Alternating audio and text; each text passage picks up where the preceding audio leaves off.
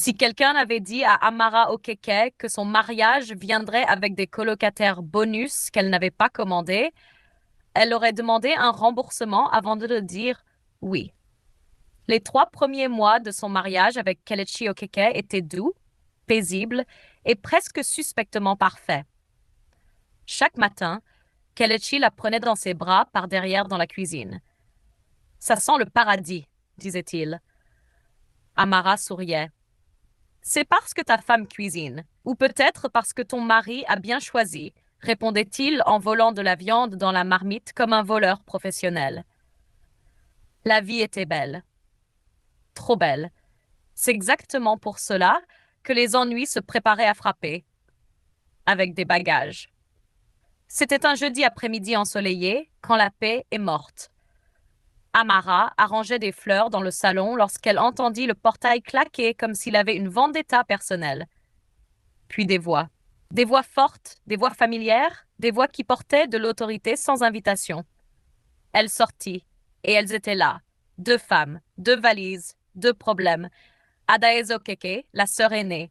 Regard perçant, langue encore plus tranchante.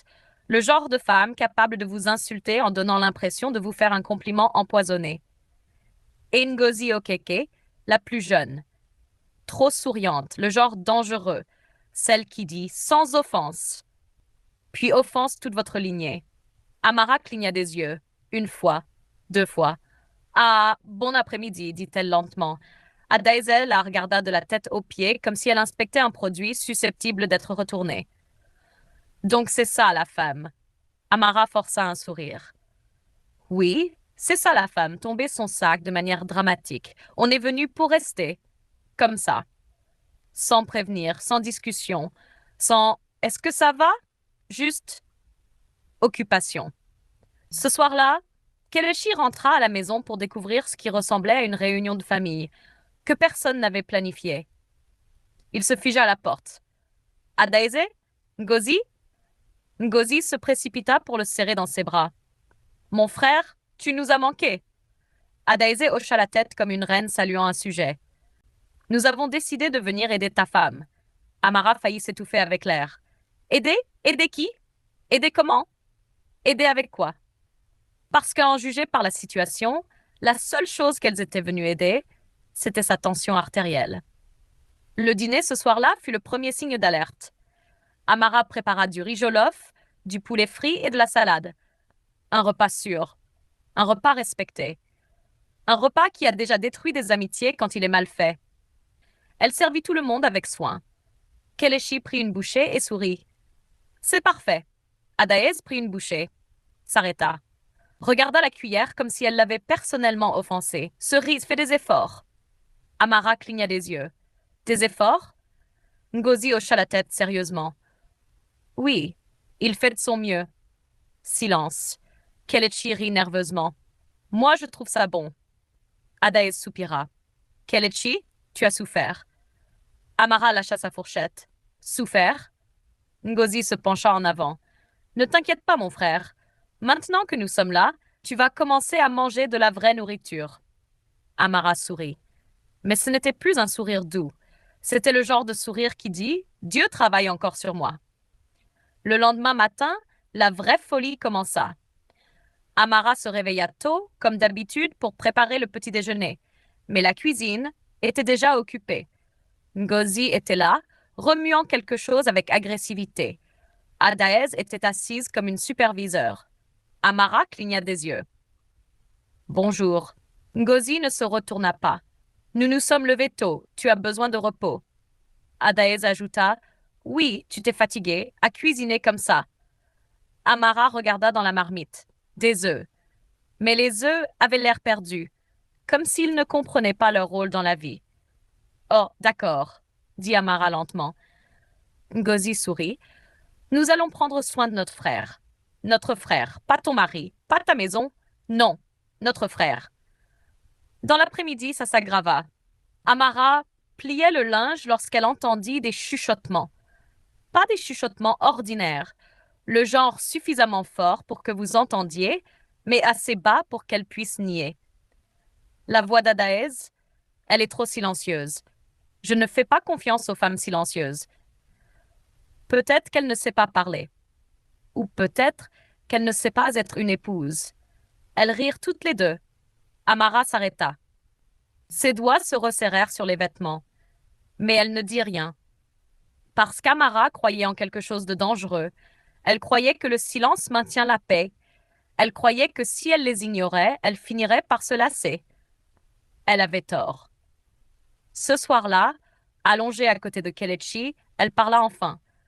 Tu savais qu'elle venait? Kelechi hésita. Elles ont mentionné une visite. Une visite? Amara se tourna vers lui. Avec des valises qui donnent l'impression qu'elles viennent pour une conférence?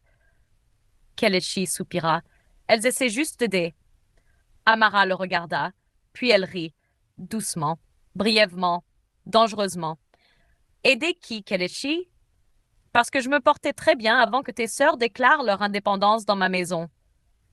Kelechi la rapprocha de lui. Ça va se calmer. Donne juste du temps. Et ça, c'était la deuxième erreur, le temps.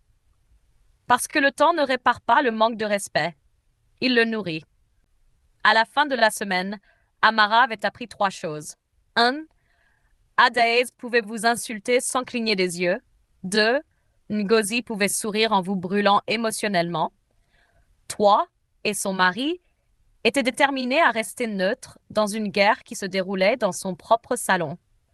Mais la vraie tempête n'avait pas encore commencé, parce que Adaez et Ngozi n'étaient pas simplement en visite.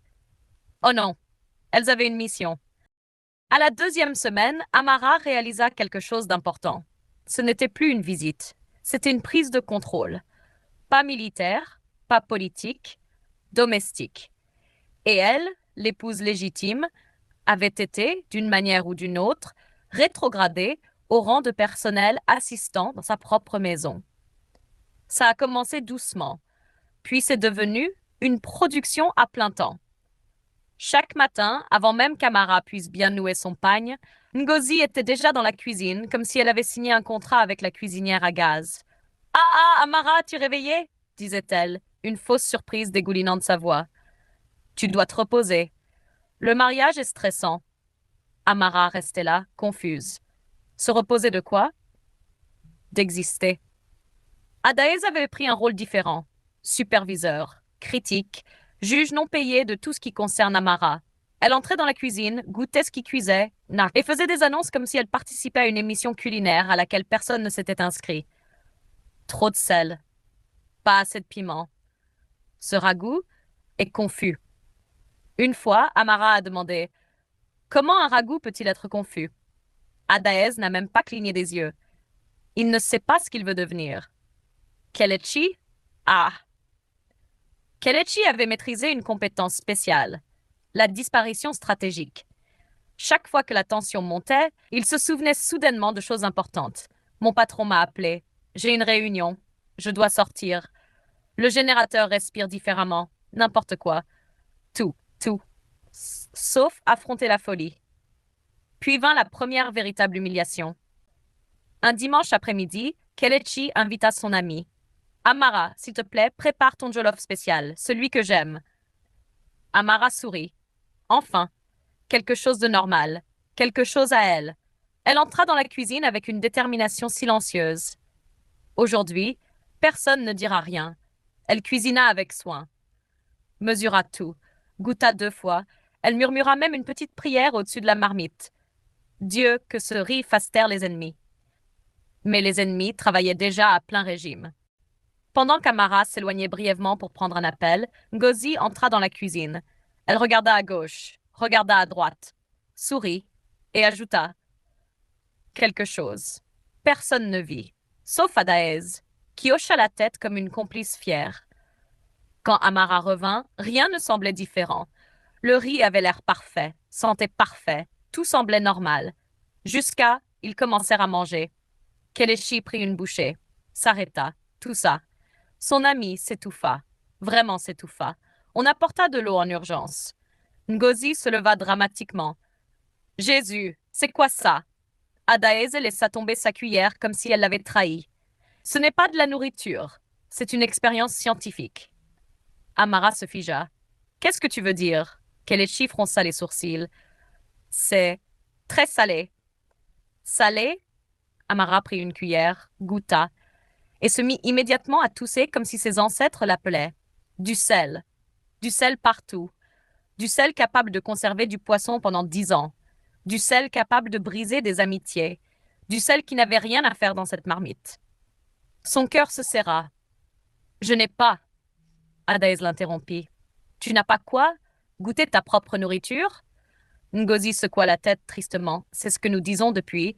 Elle ne connaît même pas les bases de la cuisine. Kelechi soupira. Pas fort. Pas agressivement. Juste déçu. Et d'une certaine manière, cela faisait encore plus mal. Ce soir-là, Amara resta assise silencieusement sur le lit. Sa poitrine semblait lourde. Quelque chose n'allait pas. Elle le savait, mais elle n'avait aucune preuve. Seulement un sentiment grandissant qu'elle était piégée. Mais le pire restait à venir, parce qu'Adaez Ngozi ne se contentait pas de l'humilier. Non, elle voulait un remplacement. 2 jours plus tard, Amara entendit des rires dans le salon. Pas des rires normaux, des rires excités, des rires suspects. Elle sortit et se figea, assise confortablement sur son canapé, buvant du jus dans son verre. Se trouvait une femme qu'elle n'avait jamais vue auparavant. Belle, trop habillée, souriant comme si elle avait déjà été présentée comme quelque chose d'important. Ngozi fit signe de la main. Amara, viens rencontrer notre amie. Amie? Quelle amie? Depuis quand? Adaïs se leva fièrement. Voici Chioma. Chioma sourit gentiment. Salut, j'ai tellement entendu parler de toi. Amara cligna des yeux. Ah bon? De qui? Des personnes qui essaient activement de me détruire? Ngozi tapa des mains avec excitation. Chioma est une excellente cuisinière, Adaez ajouta, et très domestique, très respectueuse, pas comme certaines personnes qui sont encore en train d'apprendre. L'atmosphère changea, lentement, dangereusement. Amara força un sourire. Bienvenue. Mais dans sa tête, oh, ce n'était plus paisible. Ce soir-là, elles insistèrent pour que Chioma cuisine. Laisse-la te montrer quelques petites choses, dit Ngozi. Te montrer quelques petites choses. Dans ta propre maison, dans ta propre cuisine, devant ton propre mari. Amara resta là et regarda une autre femme cuisiner pour son mari. La regarda rire avec lui.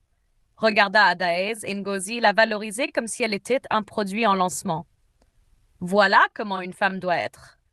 Ça, c'est une vraie formation. Kelechi goûte ça. Kelechi rit. Mangea, sourit. Pas mal? Pas mal? Pas mal? L'œil d'Amara tressaillit. Ce soir-là, quelque chose en elle se brisa. Pas bruyamment, pas dramatiquement, juste un léger changement. Parce que le silence n'avait pas apporté la paix. Il avait apporté de l'audace. Et alors qu'elle était allongée dans le lit, fixant l'obscurité, Amara murmura pour elle-même « Ça suffit, approche ». Pendant ce temps, dans le salon, Adaez se pencha vers Ngozi et murmura « Prochaine étape. Son anniversaire. » Ngozi sourit largement. « Ce jour-là, nous allons tout finir. » Elles rirent toutes les deux, doucement, méchant, confiantes. Mais ce qu'elles ne savaient pas, c'est qu'Amara avait enfin commencé à penser différemment. Et quand une femme silencieuse commence à réfléchir, les problèmes ne sont plus en train d'arriver, ils sont déjà là. Amara se réveilla le matin de son anniversaire avec une décision déjà prise. Elle ne pleurerait pas aujourd'hui, pas dans sa propre maison, pas le jour censé célébrer son existence. Depuis quelques jours, l'atmosphère était suspecte, trop calme, trop organisée, trop coordonnée. Adaez était soudain gentille, Ngozi était soudain serviable. Même Kelechi se montrait particulièrement attentionné. « Mon amour, qu'est-ce que tu veux pour ton anniversaire ?»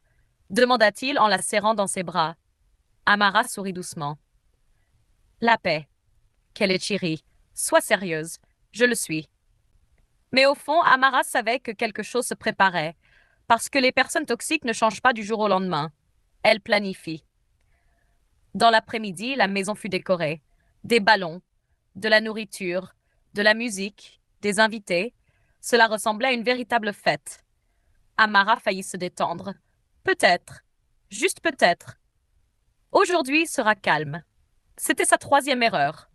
Les invités commencèrent à arriver. Des voisins, des amis, même les collègues de Kelechi. Tout le monde souriait. Tout le monde était heureux. Tout était normal, jusqu'à ce que le portail s'ouvre à nouveau et que la paix s'en aille. Ngozi courut vers la porte de façon dramatique. Elle est là. Le ventre d'Amara se noua. Elle? Quelle elle? Pourquoi elle? Qui elle? Puis elle la vit.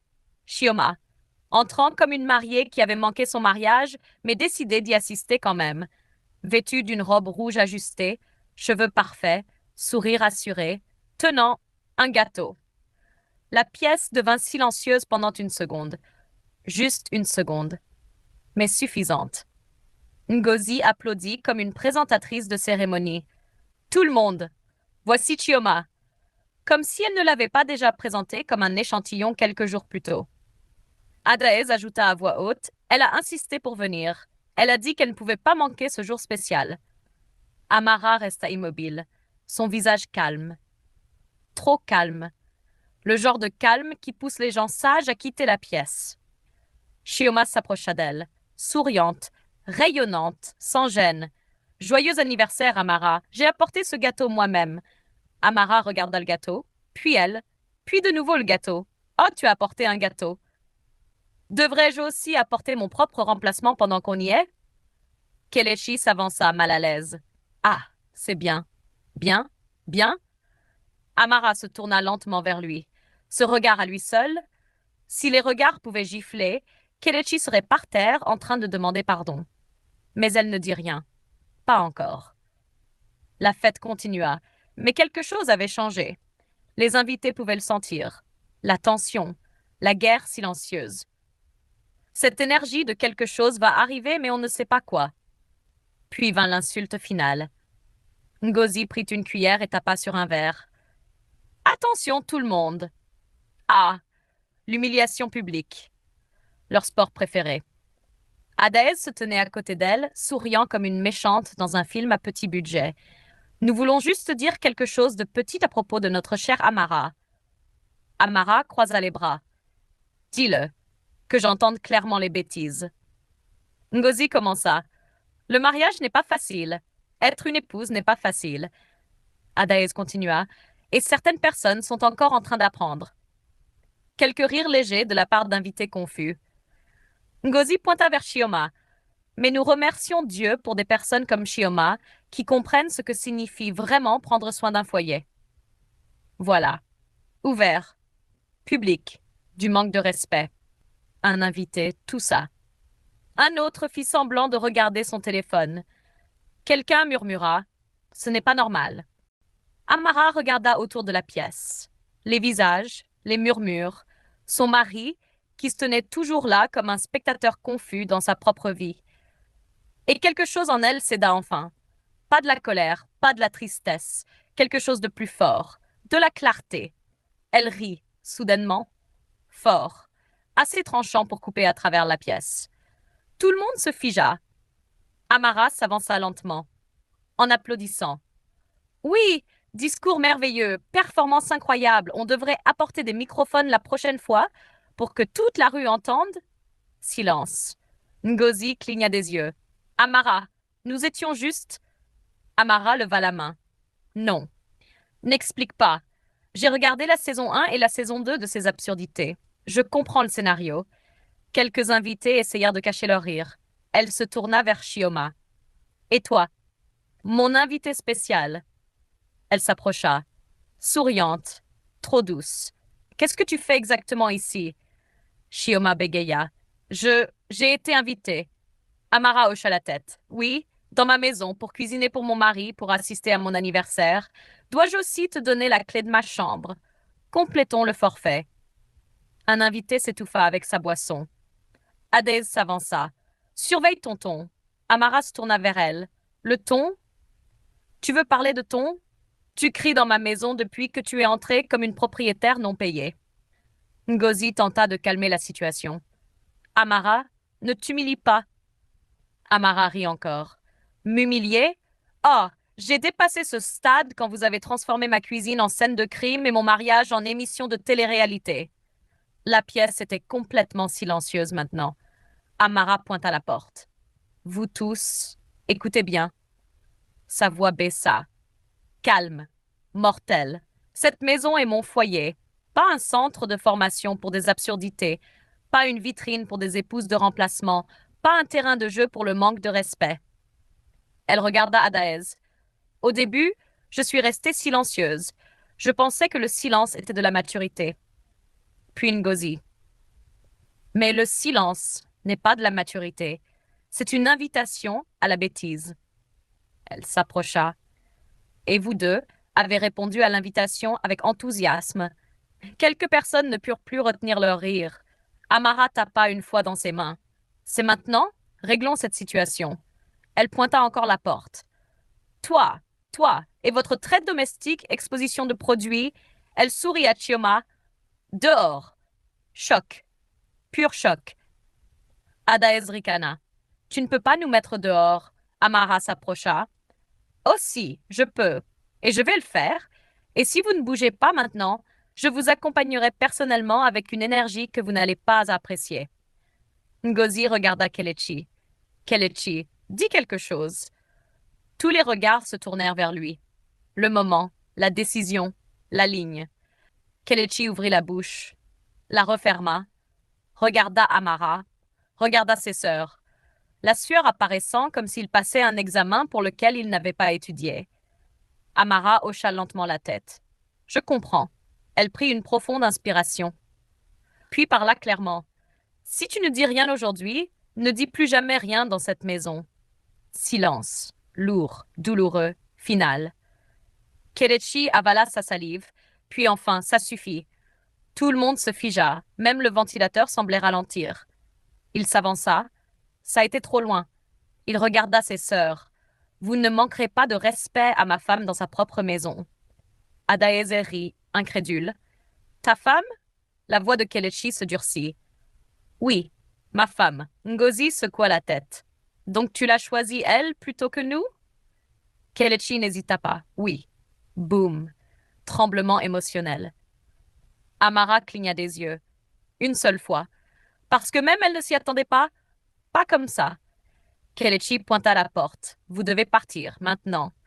Adaez attrapa son sac avec agressivité. Très bien.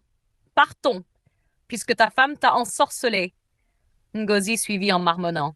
Ce mariage va t'apprendre des leçons. Chioma? Ah! Chioma disparut plus vite que de la nourriture gratuite à un mariage. La porte claqua.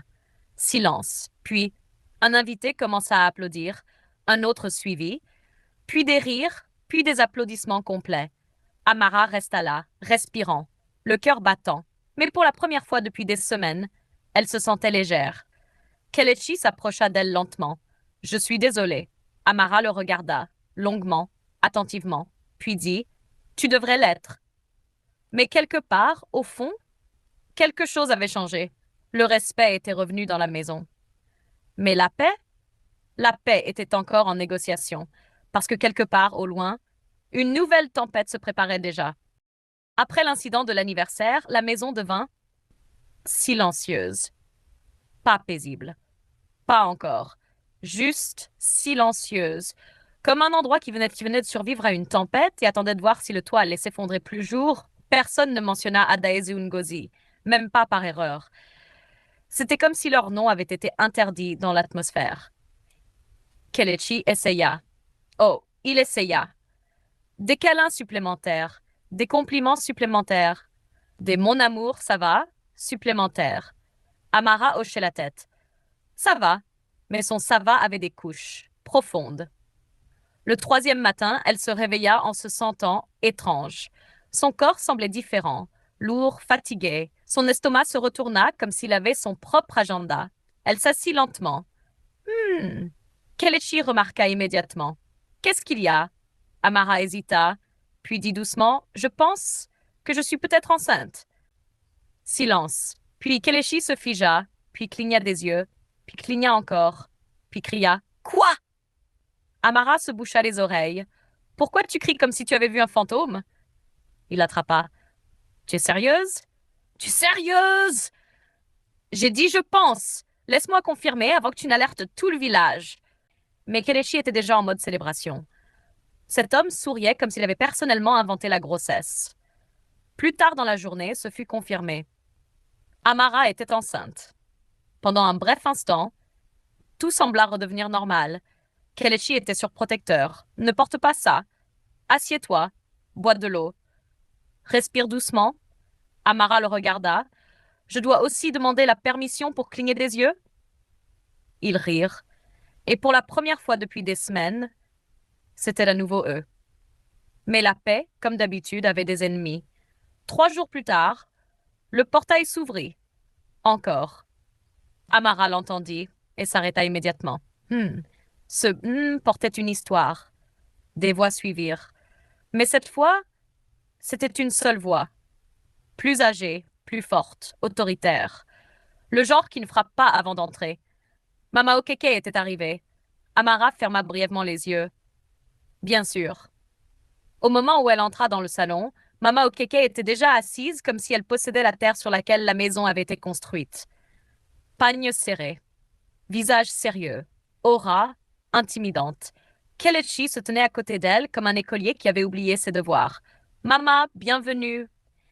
Mama Okeke ne sourit pas. Elle regarda lentement autour, puis Amara. Donc, ce seul mot, lourd, jugeant, chargé. Amara salua respectueusement. Bon après-midi, Mama. Mama Okeke hocha légèrement la tête, puis dit j'ai entendu ce que tu as fait. Ah, directement au point. Pas de salutation. Pas de petite conversation. Pas de pitié. Amara croisa calmement les mains. Qu'est-ce que j'ai fait exactement, Mama? Mama Okeke se pencha en avant. Tu as chassé les sœurs de ton mari de cette maison. Amara sourit légèrement. Non, Mama, j'ai retiré le manque de respect de cette maison. Elle se trouvait juste à l'intérieur. Kelechi toussa. Légèrement. Prudemment. Comme s'il ne voulait pas être remarqué. Les yeux de Mama Okeke se durcirent. Tu as une bouche. Amara hocha la tête. Oui, Mama. Je l'ai découverte récemment. Elle m'est très utile. Même Kelechi faillit rire. Faillit, mais il tenait à sa vie. Mama Okeke continua. Une femme qui ne peut pas supporter la famille de son mari ne peut pas garder un mariage. Amara inclina la tête. Et une famille qui ne peut pas respecter une épouse ne peut pas garder la paix. Silence. Tension. Électrique. Puis Mama Okeke lâcha la bombe, avec calme, comme si elle parlait de la météo. J'ai trouvé une autre femme pour Kelechi. Le temps s'arrêta, vraiment arrêté. Même l'horloge au mur avait l'air confuse. Kelechi cligna des yeux. Mama, quoi? Mama Ok continua calmement. Une bonne fille, bien élevée, respectueuse, pas têtue. Ses yeux se posèrent lentement sur Amara, pas comme certaines personnes. Amara rit, doucement, dangereusement. Oh, merveilleux! Dois-je préparer la chambre d'amis ou la chambre principale? Planifions correctement. Kelechi s'avança. Mama, non, ça n'arrivera pas. Mama Okeke fit un geste de la main. Tais-toi. C'est comme ça que les hommes perdent le contrôle. Les femmes parlent trop et vous commencez à écouter. Amara leva la main. Non, Mama. Soyons clairs. Elle s'avança lentement. Si une autre femme entre dans cette maison comme épouse, elle sourit doucement. Ce ne sera pas moi qui partirai. Mama Okeke fronça les sourcils. Qu'est-ce que ça veut dire? La voix d'Amara baissa. Calme. Mortelle. Cela veut dire que cette maison ne contiendra pas 2 épouses. Elle contiendra une épouse et un très gros problème. Kelechi intervint rapidement. Mama, ça suffit. Sa voix était ferme maintenant, différente, plus forte. Les 2 femmes se tournèrent vers lui. Il prit une profonde inspiration. J'aurais dû parler plus tôt. Je ne l'ai pas fait. C'était mon erreur. Il regarda Amara, puis sa mère. Mais je ne referai pas cette erreur. Mama Okeke plissa les yeux. Kelechi. Il ne s'arrêta pas. Je suis mariée à Amara, pas à un comité. Amara faillit sourire. Pas à un comité. Elle encadrerait cette phrase. Kelechi continua. Il n'y aura pas de deuxième épouse, ni maintenant, ni jamais. La voix de Mama Okeke s'éleva. Tu choisis cette femme plutôt que ta famille. Kelechi secoua la tête. Je choisis mon foyer. Silence, profond, lourd, final. Mama Okeke se leva lentement, en colère, déçue, mais aussi surprise. Elle regarda Amara, longuement, fixement, puis dit, Tu l'as changé. Amara sourit. Non, Mama, j'ai juste arrêté de me réduire pour que les autres se sentent grands. Mama Okeke prit son sac. Ce mariage, nous verrons. Amara hocha la tête. Oui, Mama, nous verrons. La porte se referma derrière elle. Et comme ça, la guerre prit fin. Pas parce que les ennemis avaient disparu, mais parce que les limites avaient enfin été tracées. Kelechi se tourna vers Amara. Je suis désolée. Pour tout. Amara le regarda, puis soupira. Tu t'excuseras pendant longtemps. Il hocha rapidement la tête. J'accepte. Elle sourit. Enfin, doucement, vraiment. Puis elle posa doucement sa main sur son ventre. Commence par te comporter comme le père de quelqu'un. Kelechi rit, soulagé, heureux, libre. Et à cet instant, la maison sembla différente, pas parfaite, mais protégée. Car Amara avait appris quelque chose de puissant. Le silence ne crée pas la paix. Les limites la créent. Ceci est la fin de cette histoire. La morale de cette histoire est: le silence face au manque de respect n'est pas la paix, c'est une permission. Quand vous ne posez pas de limites, les gens franchiront des lignes que vous n'avez jamais tracées. Le mariage n'est pas une compétition entre une épouse et la belle famille. C'est un partenariat qui doit être protégé. Un foyer solide est construit sur le respect, la loyauté et des limites claires, pas sur le contrôle, la peur ou l'ingérence. Et surtout, une femme qui trouve sa voie ne détruit pas son foyer, elle le sauve. Si vous avez apprécié cette histoire, n'oubliez pas d'aimer, de partager et de vous abonner pour plus d'histoires puissantes, émouvantes et divertissantes. À la prochaine histoire!